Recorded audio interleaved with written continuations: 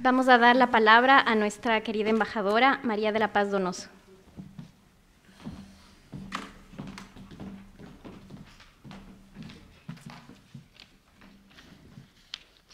Señoras, señores, queridos compatriotas, bienvenidos todos a Francia y a este evento de trascendental importancia para el conocimiento de nuestras lenguas ancestrales. Permítanme que voy a hablar en francés por el público francés. La Constitution de l'Équateur, l'une des plus novatrices du monde, reconnaît notre pays comme un État plurinational, ce qui signifie que les peuples et les nationalités indigènes ont le plus haut statut de reconnaissance légale. Et même s'il y a beaucoup à faire, cette base permet de développer toute une infrastructure légale autour de la diversité culturelle qui est l'une de nos plus grandes richesses. Au cœur de cette diversité culturelle, la oralité a été l'un des codes de communication qui a préservé la mémoire collective de la pensée et des traditions de peuples et des nationalités ancestrales. La tradition orale, en forme de récits, de contes, de légendes, est présente dans le processus de socialisation où les yachak, les sages de la communauté, à travers les rites et l'enseignement ancestraux, transmettent leur vision cosmique et de leur sagesse à leurs disciples. L'Équateur est en effet un pays multiculturel et pluriethnique, constitué par des nationalités et peuples indigènes natifs, possédant une culture et une langue qui leur sont propres. Malgré le fait qu'ils ont toujours habité sur cette terre, l'État ne reconnaît leur existence qu'en 1998, ce qui est ratifié dans la Constitution de 2008. De telles reconnaissances sont les fruits d'une longue lutte revendicatrice de ces peuples de culture millénaire. Les nationalités et les peuples indigènes définissent leur identité à partir de leur histoire, leur territoire, leurs formes propres de socialisation, leurs valeurs, leurs connaissances et leurs langues qui privilégient culturellement le pays. À l'intérieur de ces peuples prédominent les relations communautaires et de réciprocité. Ils font une gestion adéquate de la nature et cela leur a permis de survivre des siècles durant dans les écosystèmes les plus fragiles des forêts tropicales humides, les savanes, des déserts et des autres forêts de montagne. Ces rapports à la nature leur assuraient une profonde connaissance de la biodiversité dans les territoires qu'ils habitent en tant que partie intégrante et qu'ils appellent la terre-mère ou Pachamama. Les connaissances ancestrales sont conservées dans des codes de documentation, tels les pétroglyphes qui rassemblent des savoirs d'ethnomédecins, ethnobotaniques, qui ont déterminé des formes propres d'architecture, d'ingénierie, d'alimentation et de production de divers biens matériels qui en marquent des jalons au niveau mondial pour le développement économique durable. La mémoire documentaire constitue une forme de redéfinition continue de toutes les valeurs, croyances et pratiques quotidiennes qui assurent la survie culturelle en tant que peuple. Les langues natives renferment une richesse de connaissances qui éveille les sentiments et évite le déracinement, aide à apprécier ce qui nous est propre et sur cette base d'enseignement à partir de sa propre langue, il est possible de faire reconnaître le peuple en tant que culture non subordonnée et dominée comme ce fut le cas jusqu'il y a à peu de temps. Dans les sagesses indiennes, valoriser et fortifier les apprentissages du passé dans le présent constitue une vraie projection avec identité dans le futur, car le passé est toujours d'actualité, nous le connaissons et nous apprenons ces leçons, mais l'avenir est incertain. Nous ne savons pas de quoi il sera fait. C'est comme si l'on tournait le dos à l'avenir. C'est pour cela que sur la base de cette pensée millénaire, il est affirmé que nous marchons vers l'avenir, mais en regardant toujours le passé. Soyez les bienvenus à cette rencontre dont on se souviendra. Merci à tous, à tous, à tous.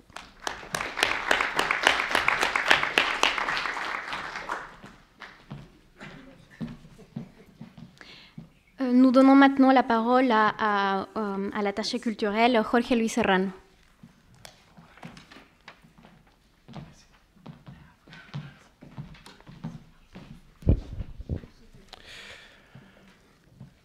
Ayipunya, ayichisi.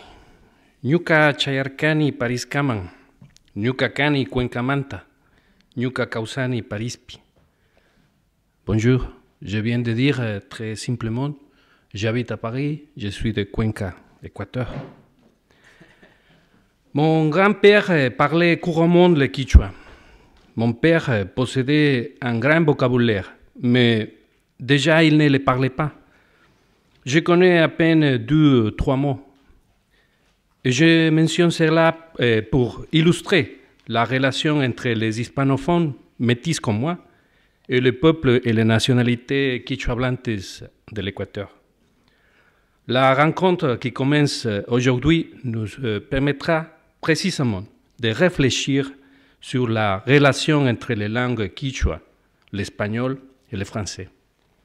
C'est la raison pour laquelle je voudrais rappeler la mémoire des 2 Français qui occupent un rôle central dans l'étude de quichua. Il s'agit de Jean Gaudin des Odonais et de Paul Rivet. Les 2 ont été membres des missions scientifiques de Français envoyées à l'Équateur, la première en 1735 et la deuxième vers 1900.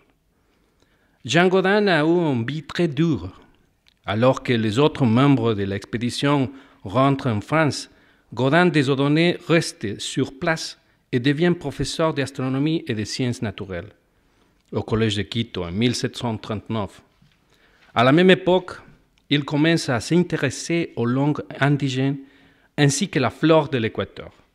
Son mariage avec une riche héritière, Isabelle Grandmaison, le met à l'abri du besoin et en 1743, il démissionne de sa chaire pour se consacrer à plein temps aux sciences naturelles et à l'apprentissage de langues indigènes, notamment le quichua, sur laquelle il écrit un dictionnaire en 1782. Jean Gaudin des Odonais est complètement oublié aujourd'hui, et l'histoire rappelle spécialement l'aventure étonnante de son épouse Isabelle, pour avoir été la première femme à traverser l'Amazone. Pour sa part, Paul Rivet, c'est une personnalité beaucoup plus connue. C'est le pionnier de l'archéologie et l'anthropologie de l'Équateur. En effet, Rivet, c'est sans aucun doute l'américaniste par excellence. Rivet a été l'un des plus grands promoteurs des études précolombiennes à l'Équateur. Son ethnographie ancienne de l'Équateur, écrit avec Messier Vernon, est le premier manuel d'archéologie de notre pays. Son premier contact avec l'Équateur se produit pendant la 12e mission géodésique française, qui est restée dans le pays entre 1899 et 1906. Et celle qui transforme les médecins français en les grands américanistes qu'il sera après. Paul Rivet reconnaîtra que son contact avec l'Équateur et avec Federico González Suárez, c'était ce qui a transformé sa trajectoire intellectuelle. De son énorme contribution académique, ses premiers travaux sont consacrés à l'Équateur et conforment les grands champs du savoir que Rivet comprendra dans le reste de sa vie. Les langues aborigènes, l'archéologie, l'ethnographie et l'anthropologie physique. Avant de partir du pays, Rivet citera la fameuse expression du peuple inca à la mort d'Atahualpa. Chaupi punchapica tutayashka. Il a commencé à faire la nuit dans la moitié du jour. Aujourd'hui, et pour commencer cette rencontre, nous pouvons dire Chaupi tutapi pakarinkami, c'est-à-dire il fera le jour dans la moitié de la nuit. Merci.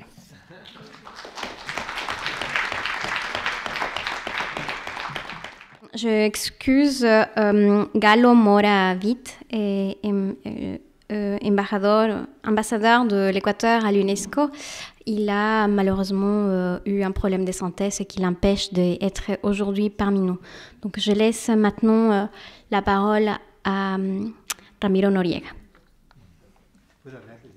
C'était pas prévu que je prenne la parole et je remercie ici à César et Véronica spécialement pour leur accueil à l'INALCO. Quel espace superbe, ça donne envie d'être là. Je vais demander une place pour faire des études comme Véronica, mais pas en psychanalyse. Et donc je suis très reconnaissant d'être là et en plus avec notre ambassadeur, notre ambassadrice. C'est mieux? Oui, c'est mieux. Maria Paz et notre attaché culturel qui nous rend l'honneur d'être là. Je suis là en tant que recteur de l'Université des Arts, une université qui vient d'être créée il y a quelques mois, moins de 2 ans, et qui a beaucoup de défis, comme vous pouvez l'imaginer. Et un défi peut-être le plus important, c'est d'être une université interculturelle, une université qui se développe dans un autre sens en relation avec ce qui a été le champ académique de nos pays en général, et un système universitaire qui a tourné en général le dos aux diversités culturelles, qui n'a pas su mettre l'accent sur une valeur fondamentale qui est celle de l'exception culturelle, qu'il faut défendre, qu'il faut soutenir, qui s'est rendue et d'une manière, je dirais, un peu perverse, et dans un système de globalisation qui nous a empêchés de nous voir nous-mêmes et de nous retrouver et de nous mieux connaître et donc de nous respecter. Donc cette université, elle a le défi de tourner la page par rapport à ça et d'être un véritable espace de démocratie radicale. Et nous croyons que l'université en général ne peut pas ne pas tenir en compte ces problématiques. Il faut qu'elle soit capable de s'interroger du fond même de son faire, de son action et de sa vie de tous les jours. Donc nous sommes là en tant qu'universitaires, en tant que lecteurs, que penseurs, qu'intellectuels, qu'artistes aussi, et pour réclamer un espace nouveau pour une université différente, une université qui mérite le nom d'être une université du XXIe siècle. Il faut imaginer un espace de réflexion, de partage, de dialogue et de création à la hauteur de notre histoire. Et je suis énormément content d'être aussi ici parce que j'ai vu un petit peu la gestion de Véronica depuis 2 ans déjà, j'imagine, à peu près. C'est énorme, et sa discipline, sa persévérance, c'est admirable. Et nous avons eu l'occasion, il y a 2 ou 3 semaines, je crois, un mois peut-être, je vois Jorge Gomez, mon collègue de l'Université des Arts qui nous représente ici, directeur de recherche de l'université. Et nous avons eu l'occasion de nous retrouver via Skype avec les étudiants de l'INALCO et avec César. Et une rencontre galactique entre le sud et le nord. Et on était de l'autre côté, nous, dans une situation assez formidable, parce qu'on était d'une part, nous, les professeurs plus ou moins conventionnels qui venaient du siècle dernier. Et on partageait cet espace avec nos élèves qui ont la vingtaine, des personnes de ce temps.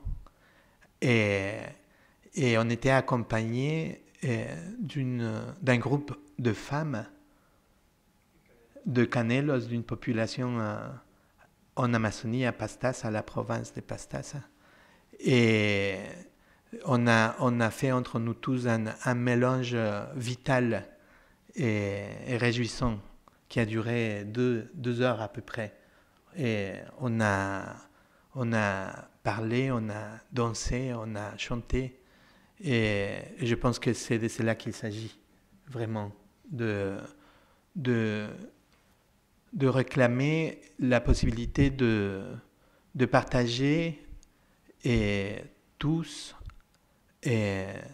sans abandonner nos identités personnelles ou de groupe, et dans un espace qui célèbre les différences, les différences qui est peut-être ce qui nous unit le plus. Non, je pense que ça fait vraiment la différence entre le système d'avant et le système que nous chérissons aujourd'hui. Célébrer la différence comme un véritable point de jonction. Éviter la massification, éviter l'homogénéisation de la société.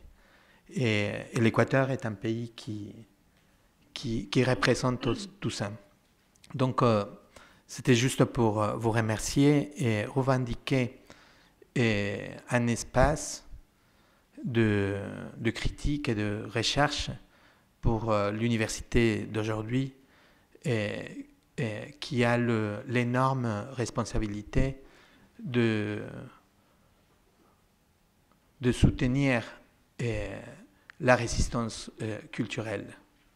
Et il y a trop de Facebook, trop de Silicon Valley et trop de mensonges.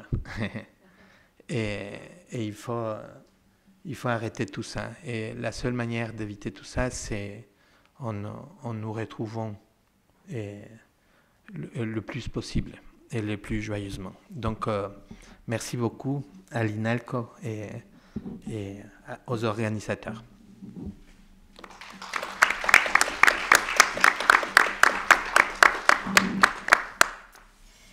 Merci. On entend? Oui. Très bien. Ce que Ramiro Noriega n'a pas mentionné est que il est ici. Merci. Il est ici également puisque INALCO et l'Université des Arts, UARTES, signent une convention internationale qui ouvre non seulement à des échanges par Skype, mais la possibilité qu'il y ait des échanges bilatéraux entre la France et l'Équateur.